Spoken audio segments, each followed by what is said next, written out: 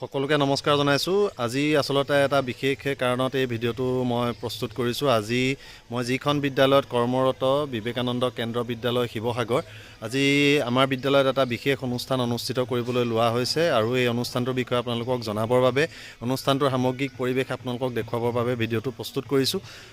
আশা কৰোঁ আপোনালোকে ভিডিঅ'টি চাই ভাল পাব। আচলতে আমাৰ বিবেকানন্দ কেন্দ্ৰ বিদ্যালয় যিমানবিলাক আছে সকলোবিলাকে এই অনুষ্ঠানটো আয়োজন কৰে।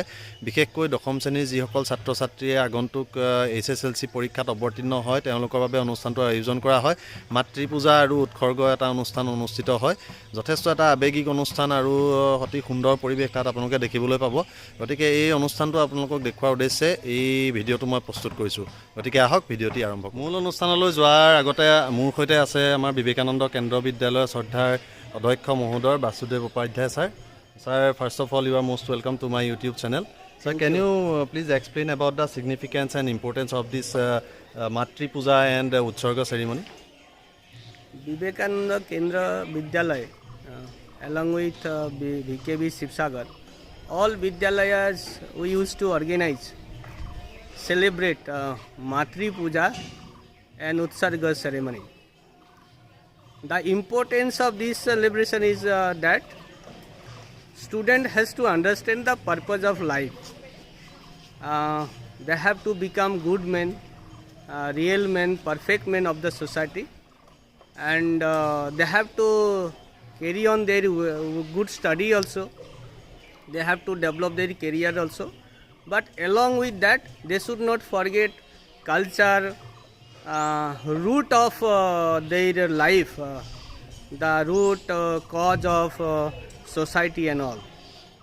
Now, celebrating Matri Puja is understanding the importance of mother, father, then society and Rashtra. Say, Pitri Devo Bhava.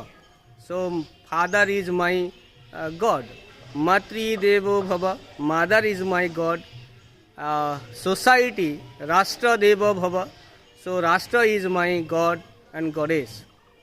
So that is why, along with my academics, my learning, my textual understanding and all facts and figures, information and all, along with my higher education and all, I should not forget the root. I have to touch the sky. Students have to touch the sky. They have to fly in the height. But along with that, they should not forget the ground. They should touch the ground. So that understanding is very much required. So this is the value of Indian culture, and on the occasion of Matri Puja, we are celebrating Matri Puja for this cause only. Now Utsarga ceremony is meant, it is not farewell. They are with us for last 10, 11 or 12 years. We have taught them. But we expect that they should go beyond us. We have taught them with our limitation and capacities. But we always try to pray God Almighty should blessing them, that they should get more confidence, they should go beyond us. And this is the purpose of this Utsarga ceremony also.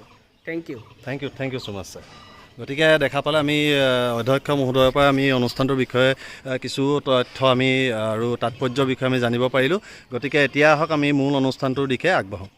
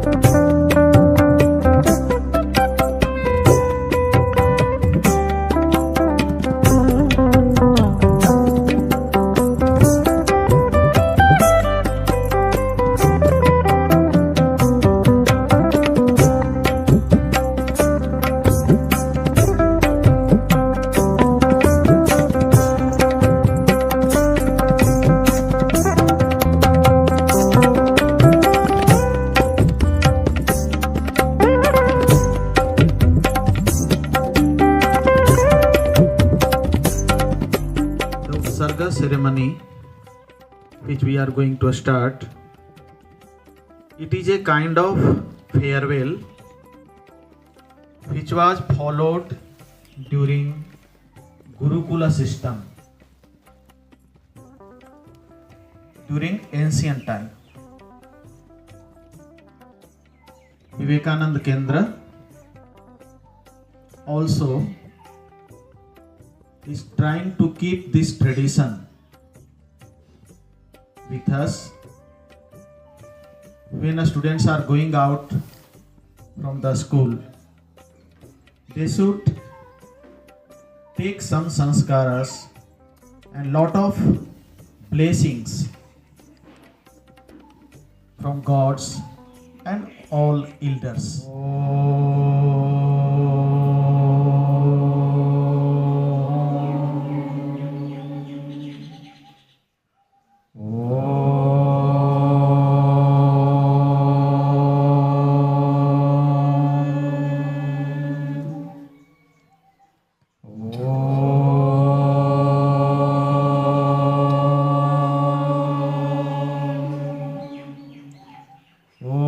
सहना भवतु सहना भवतु सहनौ भुनक्तु सह वीर्यं करवावहै तेजस्विनावधीतमस्तु मा विद्विषावहै ॐ शान्ति शान्ति शान्तिः श्वेतपद्मासना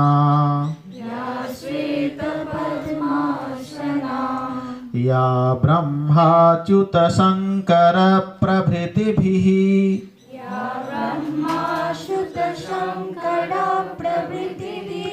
देवै सदा वन्दिता सा मां पातु सरस्वती भगवती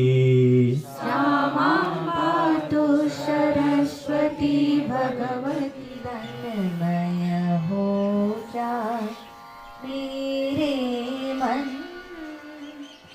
शिवमय हो जा मेरे मन। श्री गुरु दीते ज्ञानंजन संति प्रदायक शास्त्रवचन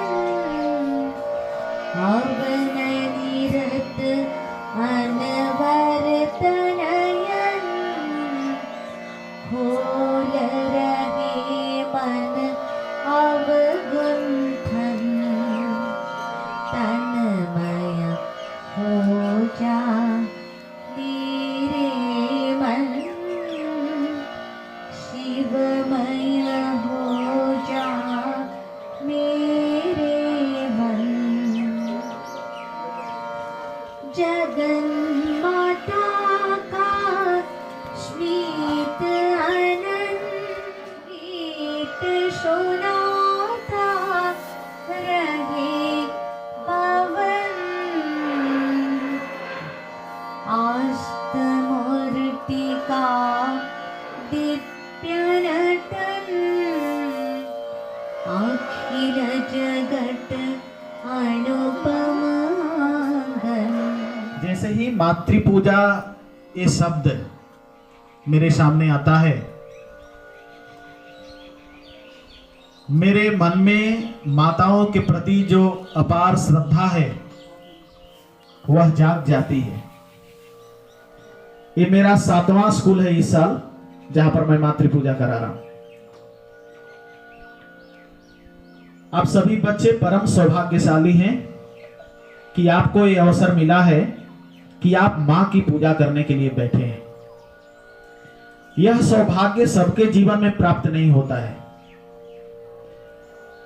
मुझे तो प्राप्त नहीं हुआ। मैंने अपने जीवन में माता पिता की पूजा नहीं किया। आप लोग कर रहे हैं, इससे बड़ी बात कुछ हो ही नहीं सकती।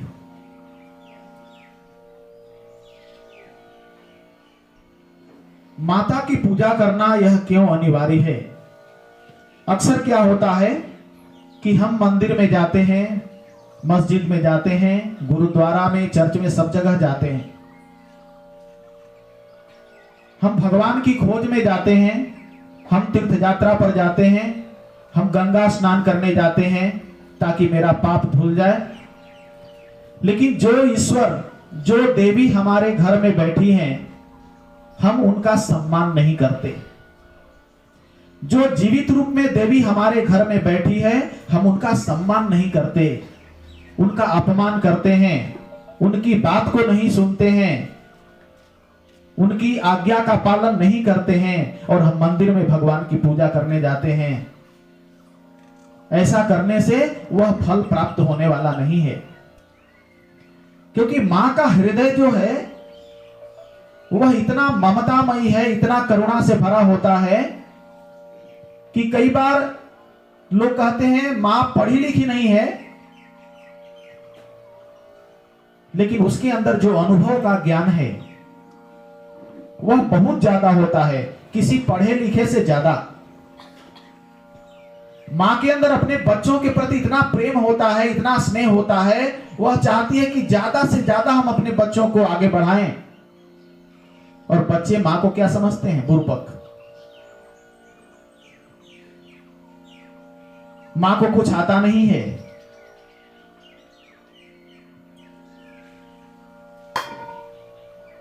कहते हैं गिनती नहीं आती है मेरे मां को यार, मैं एक रोटी मांगता हूं वो 2 ही लाती है। वो 2 क्यों लाती है? इसलिए नहीं लाती कि उसको गिनती नहीं आता। उसके अंदर अपने बच्चों के प्रति जो स्नेह है, जो प्रेम है, जो प्यार है, इसके कारण वो 2 लाती है ताकि हमारा बच्चा ज्यादा खाएगा तो ज्यादा बढ़ेगा। ये भावना उनके अंदर होती है। कहा जाता है कि ईश्वर सभी जगह नहीं हो सकते हैं, इसलिए उन्होंने मां को बनाया है। मां के रूप में ईश्वर हमारे घर में है, लेकिन उस मां का हम कैसे अपमान करते हैं, उनकी बात नहीं सुनते हैं। कई बार मां हमें डांटती है, पिताजी हमें डांटते हैं, हमें बुरा लगता है, लेकिन उसके डांट के पीछे जो छुपा हुआ प्यार है वो हम नहीं देख पाते हैं। सभी के भाग्य में अपने माता पिता से डांट खाना नहीं होता है। सभी लोग अपने माता पिता से डांट नहीं खाते हैं। जो सौभाग्यशाली हैं वही अपने माता पिता से डांट खाते हैं, क्योंकि जिनके जीवन में माता पिता है, जिन्हें माता पिता का डांट खाने का अवसर मिला है, वो अपने जीवन में बहुत आगे बढ़ते हैं। एक मां अपने बच्चे को जन्म देती है, बच्चे को पालन पोषण करके बड़ा करती है। एक वाक्य में मैंने खत्म कर दिया। मां बच्चे को जन्म देती है, उसको पालन पोषण करके बड़ा करती है। लेकिन ये जो क्रिया है, एक सेंटेंस का जो मैंने बोला, इसमें कितना कष्ट है, कितनी सहन शक्ति है, इसको हमने जानने का कभी प्रयास नहीं किया। एक मां जैसे ही अपने बच्चे को गर्भ में धारण करती है, उसके कष्ट के दिन शुरू हो जाते हैं। कभी चक्कर आना, कभी माथा में दर्द, कभी पेट में दर्द, कभी नींद नहीं आना, साथ साथ खाना पीना भी। मैं अपने बच्चे को अपने गर्भ में धारण कर रही हूं तो मुझे क्या खाना चाहिए ताकि बच्चे को नुकसान ना हो। बिना स्वाद का भोजन। 9 महीने तक मां अपने बच्चे को अपने गर्भ में धारण करती है। उस 9 महीने बहुत कष्ट में रहती है, लेकिन वो सारे कष्ट को झेलते हुए भी मां घर का सारा काम भी करती है। कभी बच्चे को या कभी परिवार के लोगों को यह नहीं बताया कि मैं गर्भवती हूं इसलिए मैं ये काम नहीं कर सकती। घर का सारा काम करती है, सारा कष्ट सहती है और उस कष्ट के साथ 9 महीने तक समय बिताती है। और 9 महीने के बाद जब बच्चे को जन्म देती है, बच्चे के जन्म देने के समय की जो पीड़ा है, जो कष्ट है, वो असहनीय है। मैं उसका जितना भी वर्णन करूंगा वो कम ही होगा। कहते हैं कि एक हड्डी हमारी टूट जाती है तो कितना दर्द होता है, लेकिन उस मां के बारे में सोचिए, जब बच्चे को जन्म देती है तो सैकड़ों हड्डी टूटने के बराबर उसको दर्द होता है। उस दर्द को सहती है और बच्चे को जन्म देती है। और जैसे ही बच्चा इस धरती पर आता है वह रोने लगता है, लेकिन मां हंसने लगती है। मां के चेहरे पर प्रसन्नता आ जाती है, खुशी आ जाती है, खुशी के आंसू छलक उठते हैं। क्या अभी तक जो मां तड़प रही थी दर्द से, उसके सारे दर्द गायब हो चुके? उसके दर्द गायब नहीं हुए हैं, दर्द अभी भी है। लेकिन बच्चे को जन्म देने की जो खुशी है, संतान को जन्म देने की जो खुशी है, वह उसके चेहरे पर झलक जाती है। ये तो हुई जन्म देने की कहानी, लेकिन असली कहानी तो अब शुरू होती है, जब एक मां अपने बच्चे को पाल पोस कर बड़ा करती है। वह छोटा सा बच्चा जो बोल नहीं सकता, जिसको कुछ कष्ट हो रहा है वो बता नहीं सकता, उसको कब भूख लगी है वो बता नहीं सकता, और वह बच्चा जब रोता है मां को पता चल जाता है कि यह भूखा है या इसको कहीं दर्द हो रहा है। उसको कब भूख लगी है, कब दूध की आवश्यकता है, कब दवा की आवश्यकता है, मां सब समझ जाती है, अंतर्यामी है। इसलिए तो कहते हैं कि ईश्वर के रूप में है। मां को ईश्वर से तुलना की गई है, ऐसे ही नहीं, क्योंकि ईश्वर में जो गुण होते हैं वे सारे के सारे गुण एक मां के अंदर भी होते हैं। मां समझ जाती है हमारे बच्चे को क्या चाहिए, अपने बच्चे के लिए डॉक्टर भी बन जाती है। जब बच्चे को पेट में दर्द है या बच्चे को उल्टी हो रही है तो क्या करना है, किचन से बहुत सारे सामान उनके होते हैं, वहीं से उनका इलाज करती है, तुरंत डॉक्टर के पास नहीं ले जाती है। छोटा सा बच्चा जब रात में मां के साथ सोता है, वह बार बार बिस्तर गीला करता है, बार बार सुसु करता है, और इसके कारण मां को रात भर नींद नहीं आती है। जब भी बिस्तर गीला करता है मां जाग जाती है, क्योंकि बच्चा रोने लगता है। मां उसका कपड़ा चेंज करती है, फिर सोने का प्रयास करती है, थोड़ी देर के बाद फिर वही हालत, फिर से मां उसका कपड़ा चेंज करती है। और रात बीतते बीतते एक ऐसा भी समय आता है जब मां को स्वयं गीली साड़ी लपेट कर रहना पड़ता है और अपने बच्चे को सूखी साड़ी में लपेट कर रखती है।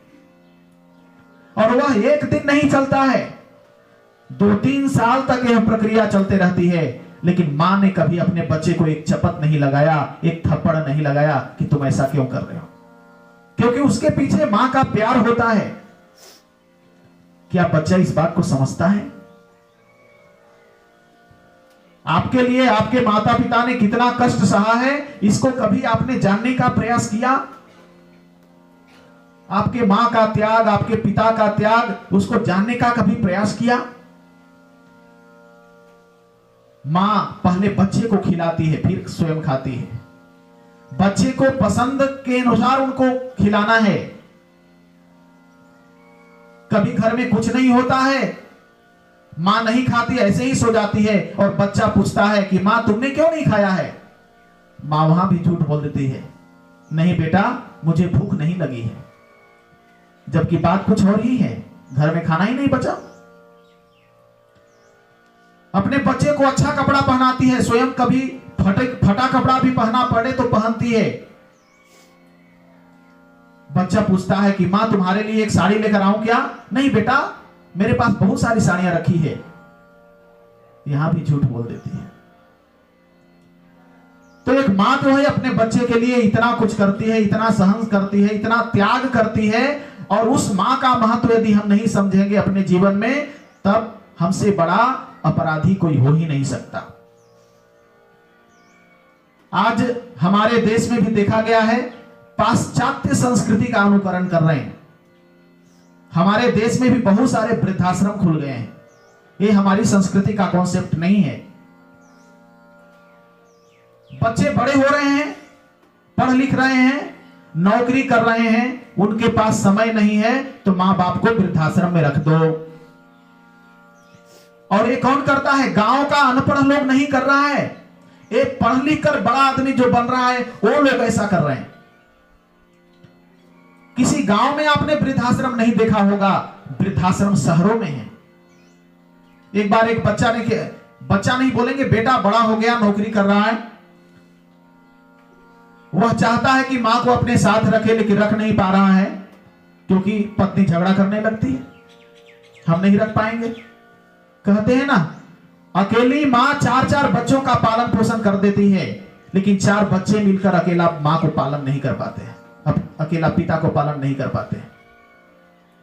एक मां पिता का 4 बच्चे हैं, बड़ा बच्चा कहां रहता है? विदेश में, उसके पास समय नहीं है मां को देखने के लिए, मां को वहां ले जाने में भी असुविधा है लेकिन जा नहीं सकता। दूसरा बच्चा कहां रहता है? कोई बड़ा शहर में, उसके पास तो एक ही फ्लैट है, एक फ्लैट में एक ही बेडरूम, एक किचन, एक हॉल, लैट्रिन बाथरूम। उस एक बेडरूम में वो खुद रहेगा या मां को रखेगा? इसलिए उसके पास भी जगह नहीं है, वो भी अपने मां को अपने साथ नहीं रख पाता। दूसरा बच्चा जो गांव में रह रहा है, उसके पास कमाई नहीं है कि वो मां को अपने साथ रख सके। और अगला वाला बच्चा है, उसकी पत्नी इतना झगड़ा करती है कि वो नहीं रख सकता। एक कंडीशन होता है हमारे समाज में,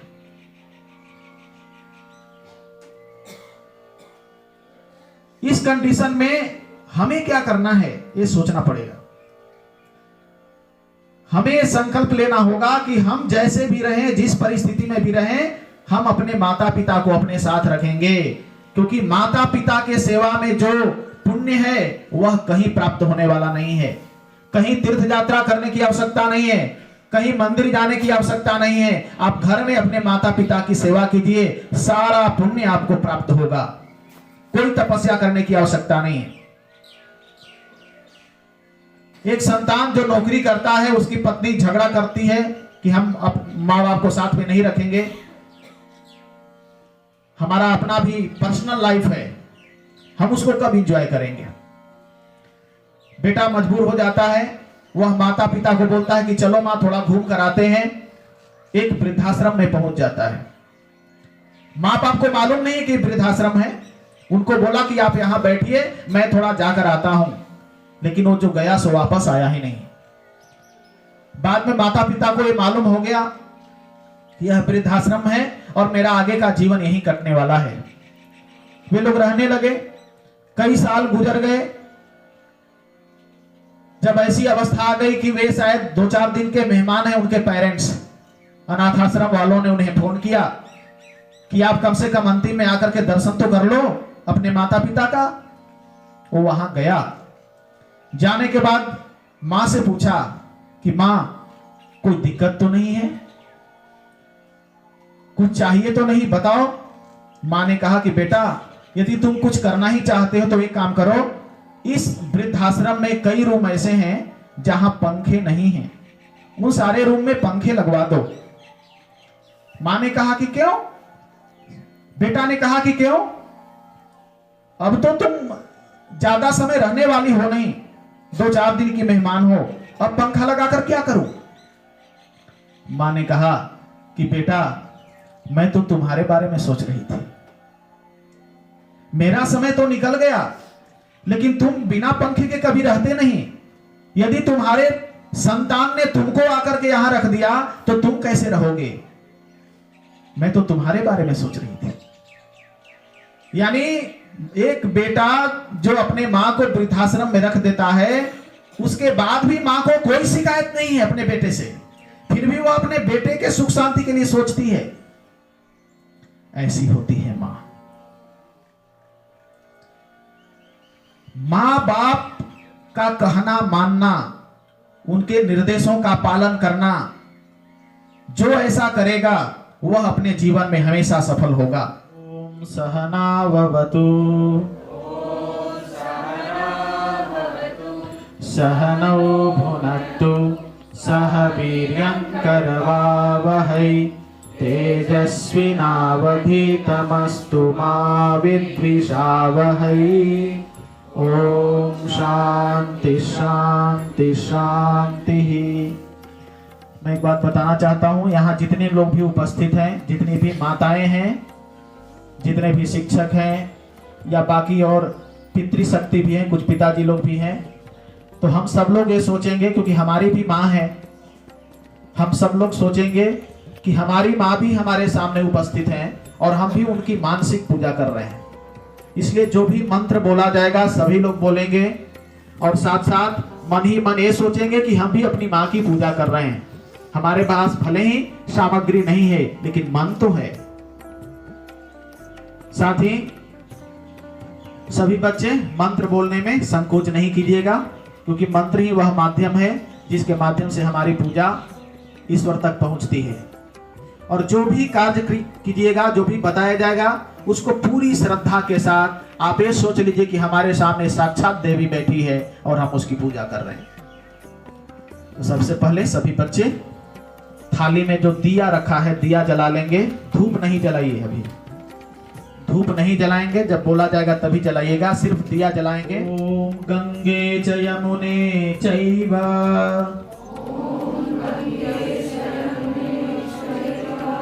गोदावरी सरस्वती नर्मदे सिंधु कावेरी जलेस्मिन् सन्निधिं कुरु।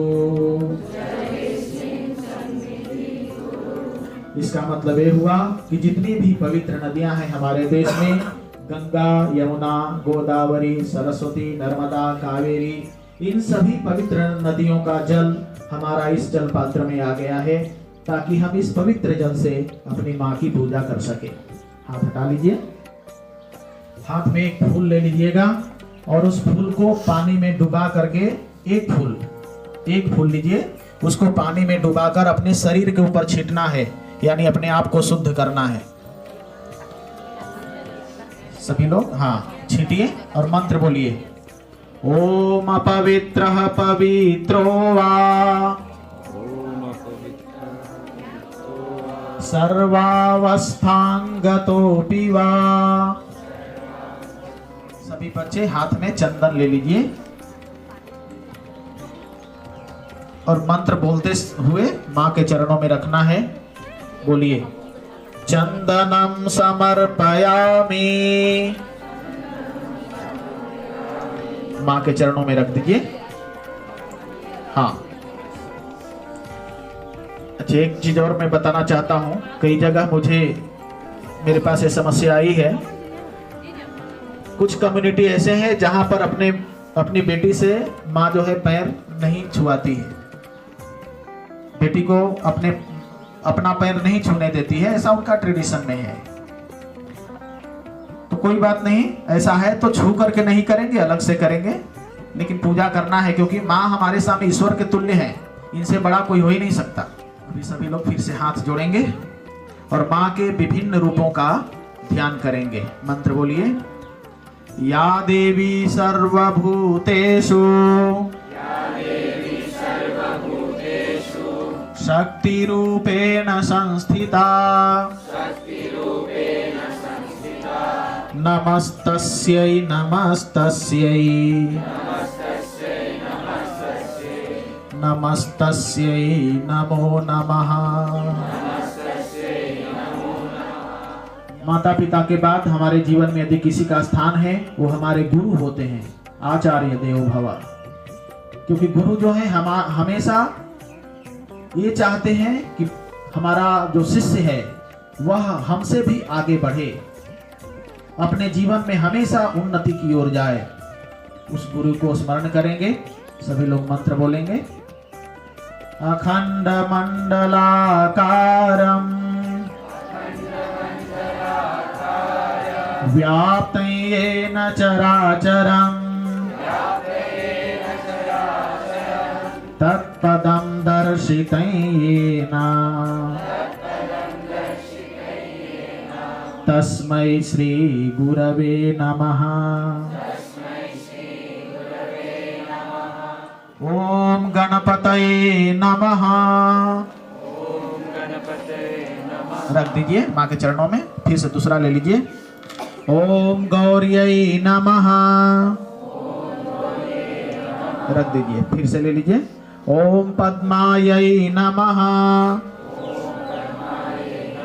ओम सच्यै नमः।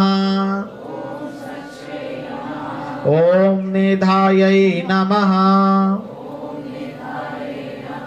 ओम सावित्र्यै नमः। ओम विजयायै नमः। ओम जयायै नमः। ओम देवसेनायै नमः। ओम स्वधायै नमः। ओम स्वाहायै नमः। ओम मातृभ्यो नमः। ओम लोकमातृभ्यो नमः। ओम धृत्यै नमः। ओम पुष्ट्यै नमः। ओम तुष्ट्यै नमः। ओम आत्मनः कुलदेवतायै नमः।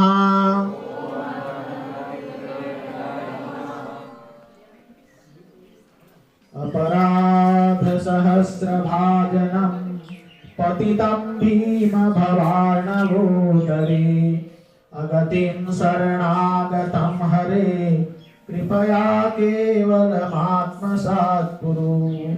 हे माँ, मैंने जाने अनजाने में कभी भी आपका दिल दुखाया है, कोई भी अपराध किया है, कभी भी आपकी बात को नहीं मानी है, कभी भी आपका आज्ञा का पालन नहीं किया है, कभी भी आपके ऊपर गुस्सा किया है, तो हे माँ उन सारे अपराधों को क्षमा करेंगे।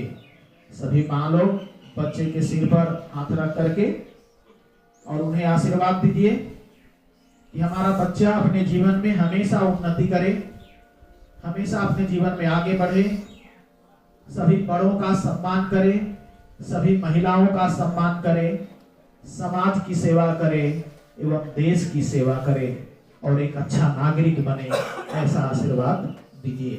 ইতিমধ্যে আপোনালোকক মই আজিৰ অনুষ্ঠানটো এটা সামগ্ৰিক পৰিৱেশ দেখুৱাবলৈ চেষ্টা কৰিলোঁ। নিশ্চয় আপোনালোকেও অনুভৱ কৰিলে যে এটা যথেষ্ট আৱেগিক অনুষ্ঠান আজি আমি ইয়াত দেখিবলৈ পালোঁ। মোৰ লগত আছে এগৰাকী মাতৃ আৰু আমাৰ বিদ্যালয়ৰ এগৰাকী শিক্ষয়িত্ৰী। বহুত আগৰ পৰাই তেওঁ আমাৰ বিদ্যালয়ৰ লগত জড়িত। গতিকে প্ৰথমতে মই বাইদেউ আপোনাৰ ওচৰলৈ আহিছোঁ। এগৰাকী মাতৃ হিচাপে আজি আপোনাৰ এই অনুষ্ঠানটোত থাকি অনুভৱ কেনেকুৱা? হয়, নমস্কাৰ। মই শ্ৰী নীনাথ হাজৰিকাৰ মাতৃ। আজি সঁচাকৈ আজি এটা বৰ আধ্যাত্মিক আৰু আৱেগিক পৰিৱেশত উপস্থিত থাকিবলৈ পাই নিজকে ধন্য মানিছোঁ। যিখিনি আচলতে মই এতিয়া কওঁতে আৱেগিক হৈ গৈছোঁ। যিটো অনুষ্ঠান আচলতে আমি এতিয়া ক'বলৈ গ'লে দুৰ্ভগীয়া বুলি ক'ব লাগিব। আমি আমাৰ মাতৃসকলক যিটো কৰিবলৈ নাপালোঁ, আজি সন্তানৰ যোগেদি আমি সেইখিনি আজি দেখিবলৈ পাইছোঁ। গতিকে এই অনুষ্ঠানটো থাকি বহুত ভাল লাগিলে আৰু এই অনুষ্ঠানৰ সকলো শিক্ষক শিক্ষয়িত্ৰীলৈ মোৰ অশেষ কৃতজ্ঞতা আৰু ধন্যবাদ জ্ঞাপন। হয়, আপোনাৰ যিজন ছাত্ৰ নীনাদ স্কুলখনত কিমান দিনৰ পৰা পঢ়ি আছে? হয়, মোৰ ল'ৰাটোৰ ক্লাছ 1ৰ পৰা পঢ়িছে, মানে 11 বছৰৰ এই পৰিক্ৰমা। এই 11 বছৰত মোৰ ল'ৰাটোৱে যিখিনি ইয়াত আয়ত্ব কৰিলে, সঁচাকৈ মই মানে তাক লৈ গৌৰৱ কৰিব পাৰোঁ। আজি মোৰ এই বন্ধু, মই এই স্কুলখন দেখুৱাবৰ কাৰণে মোৰ এগৰাকী কলিগ লৈ আহিছোঁ। মানে হয়, মই লৈ আহিছোঁ মানে এনেকুৱা এটা আধ্যাত্মিক পৰিৱেশ।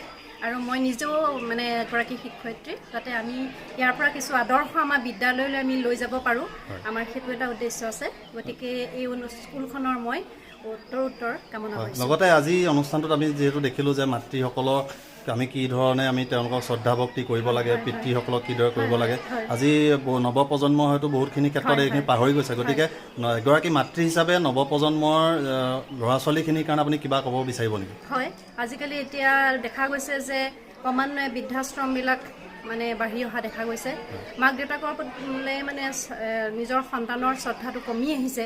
গতিকে মই ভাবিছোঁ এনেকুৱা এটা যদি পৰিৱেশ আমি সকলোৱে যদি নিজৰ সন্তানক বা ছাত্ৰ ছাত্ৰীসকলক আমি দিব পাৰোঁ, তেতিয়াহ'লে কোনো সন্তানেই ভৱিষ্যতে নিজৰ মাক দেউতাকক অৱহেলা কৰাৰ কোনো অৱকাশ নাথাকে। আৰু যিহেতু আপোনাৰ নীনাদ এই বছৰ স্কুলখনৰ পৰা ওলাই যাব, ইমান বছৰে বিদ্যালয়খনৰ লগত জড়িত হৈ থাকিলে, বিদ্যালয়খনৰ পৰা কিবা আৰু বেছি আপুনি কিবা পালেহেঁতেন নেকি? কিবা এক্সপেক্টেশ্যন আপোনাৰ কিবা থাকিলে নেকি? নাই নাই, মোৰ একো থাকি যোৱা নাই। মই যথেষ্টখিনি স্কুলখনৰ পৰা পাইছোঁ। মই অতিকৈ আনন্দিত যে শিক্ষক আৰু শিক্ষয়িত্ৰীসকল ইয়াৰ অকল শিক্ষক শিক্ষয়িত্ৰীয়ে নহয়, এজন পিতৃ মাতৃৰ দায়িত্বও তেওঁলোকে সম্পূৰ্ণ পালন কৰে। মোৰ ল'ৰাটো যেতিয়া ক্লাছ 6ত মই ধেমাজিলৈ পঠিয়াই দিছিলোঁ, মোৰ বুকুৰ পৰা সেইবাৰ প্ৰথম মই অকলে পঠিয়াই দিছিলোঁ। প্ৰথম দিনাখন মই ৰাতি শুব পৰা নাছিলোঁ। ধেমাজিলৈ পঠিয়াইছিলে মানে কিবা? হয়, ধেমাজি ললিত কলা একাডেমীৰ ললিত কলা সমাৰোহলৈ পঠিয়াইছিলোঁ। তাত অজন্তা দিদি আৰু কুইন দিদিয়ে নিজৰ সন্তানৰ দৰে তেওঁলোকক যেনেদৰে ৰাখিলে আৱৰি, আনকি শেষত গৈ মোলৈও তেওঁলোকে মানে তাৰ মনত নপৰা হৈ গ'ল। তাৰপিছত সুৰজ ছাৰ, নৱ ছাৰ তেওঁলোকেও যেনেদৰে মানে য'ত ত'ত লৈ গৈছে। গতিকে সেইখিনিৰ পৰা মই এইটোৱে ক'ব বিচাৰোঁ যে তেওঁলোক অকল শিক্ষকেই নহয়, সম্পূৰ্ণ তত্ত্বাৱধায়কৰ দায়িত্ব তেওঁলোকে পালন কৰে। গতিকে মই তেওঁলোকৰো মানে ভগৱানৰ ওচৰত প্ৰাৰ্থনা কৰিছোঁ তেওঁলোকৰ ভৱিষ্যত। গতিকে নিনাদৰ আগন্তুক পৰীক্ষাৰ প্ৰতি আমাৰ ফালৰ পৰা শুভেচ্ছা জনাইছোঁ। বাইদেউ আপোনাক বহুত ধন্যবাদ। এতিয়া আহিছোঁ আমাৰ অনিন্দিতা বাইদেউ আমাৰ বিদ্যালয়খনৰ প্ৰতিষ্ঠা কালৰ পৰা আমাৰ লগত জড়িত। আজি বাইদেৱে মাতৃৰ এটা ৰূপো ইয়াত আমি বাইদেউ দেখিবলৈ পালোঁ। 2জন ছাত্ৰ আজি বাইদেৱে পাইছে নিজৰ সন্তান হিচাপে। গতিকে বাইদেউৰ এই মুহূৰ্তত বাইদেউৰ পৰা তেওঁৰ অনুভৱটো মই জানিব বিচাৰিম। হয়, আজি এইটো অনুভৱ মই মাতৃপূজা এতিয়ালৈকে 3বাৰ পাইছোঁ। আমাৰ বিদ্যালয়ত এইটো 3 নম্বৰ বৰ্ষ। এই বৰ্ষকেইটাত যিটো মাতৃ দিৱসৰ অনন্য অনুভৱ মানে সেই অনুভৱটো আচলতে কৈ শেষ কৰিব নোৱাৰি। মাক কি বস্তু, মাক মানে কেনেকুৱা ধৰণৰ, মাকৰ কি সন্তানৰ কাৰণে মাকৰ কি অৱদান, সেই কথাখিনি ইমান ধুনীয়াকৈ বুজাই দিয়া হয় ল'ৰা ছোৱালীক। তাৰ পাছতো যেতিয়া সেই ল'ৰা ছোৱালীখিনিয়ে যদি নুবুজাকৈ থাকে, সেইটো কিন্তু এটা ডাঙৰ মানে ল'ৰা ছোৱালীখিনি দুৰ্ভাগ্য বুলি ক'ব লাগিব। আৰু যিটো যেনেধৰণে বুজাই দিয়া যায় যে শিপা নেহেৰুৱাৰ যিটো কথা কয় যে এইখিনি যদি ল'ৰা ছোৱালীয়ে হৃদয়ংগম কৰিব পাৰে, কিন্তু কেতিয়াও শিপা নেহেৰুৱায় তেওঁলোকে। আচলতে মাকৰ গৰ্ভত জন্ম হোৱাৰ পাছত লালিত পালিত হৈ কেনেকৈ যে এটা সৰ্বাংগ সুন্দৰ পূৰ্ণাংগ এজন পুৰুষলৈ বা এগৰাকী মহিলালৈ পৰিণত হয়, সেই গোটেই সময় কথাখিনি তেওঁলোকে মাতৃ দিৱসৰ আজিৰ দিনটো তেওঁলোকে অনুভৱ কৰিবলৈ আচলতে বাধ্য হৈ যায়। কেলৈ বাধ্য হয় মানে তেওঁলোকক ইমান পুংখানুপুংখৰূপে আৰু একেবাৰে যিটো আধ্যাত্মিক চিন্তা চেতনাৰ মাজেদি তেওঁলোকক যেনেদৰে দিয়া হয়, এই গোটেই কথাখিনি মানে তেওঁলোকৰ কাৰণে এটা ডাঙৰ সম্পদ বুলি ক'ব লাগিব। এইটো এটা বিবেকানন্দ কেন্দ্ৰীয় বিদ্যালয়, এইটো এটা ডাঙৰ অৰিহণা তেওঁলোকৰ জীৱনলৈ। আৰু এই কথাখিনিকে সাৰোগত কৰি যদি তেওঁলোকে নিজৰ জীৱন পৰিচালনা কৰিব পাৰে, তেতিয়াহ'লে কিন্তু এজন মানে সৰ্বাংগ সুন্দৰ মানুহলৈ বা এজন মানে সফল লোকলৈ পৰিণত হ'বলৈ কিন্তু বেছি সমস্যা নহ'ব তেওঁলোকৰ। বাইদেউ আপোনাকো ধন্যবাদ জনাইছোঁ। গতিকে আপোনালোকে দেখিবলৈ পালে এটা সুন্দৰ অনুষ্ঠান আজি আপোনালোকক মই ইয়াৰ দেখুৱাবলৈ চেষ্টা কৰিলোঁ। আৰু ইয়াত বিবেকানন্দ কেন্দ্ৰ বিদ্যালয় সদায় চেষ্টা কৰি আহিছে কিদৰে ছাত্ৰ ছাত্ৰীসকলক তেওঁলোকৰ পুথিগত অধ্যয়নৰ বাহিৰেও তেওঁলোকক নৈতিক শিক্ষা কিদৰে প্ৰদান কৰিব পাৰি, ইয়াত বিবেকানন্দ কেন্দ্ৰ বিদ্যালয়ে অতীজৰে পৰা চেষ্টা কৰি আহিছে আৰু এই চেষ্টা অনাগত দিনতো অব্যাহত থাকিব। মই আশা কৰিম যে ভিডিঅ'টি চাই আপোনালোকে নিশ্চয় ভাল পালে। গতিকে যদিহে ভাল পালে লাইক কৰিব, আৰু আপোনালোকৰ মন্তব্য যদি কিবা আছে তেনেহ'লে নিশ্চয় কমেণ্ট বক্সত আপোনালোকে কমেণ্ট কৰিব, আৰু লগতে চেনেলটো ছাবস্ক্ৰাইব কৰি ল'ব। ধন্যবাদ।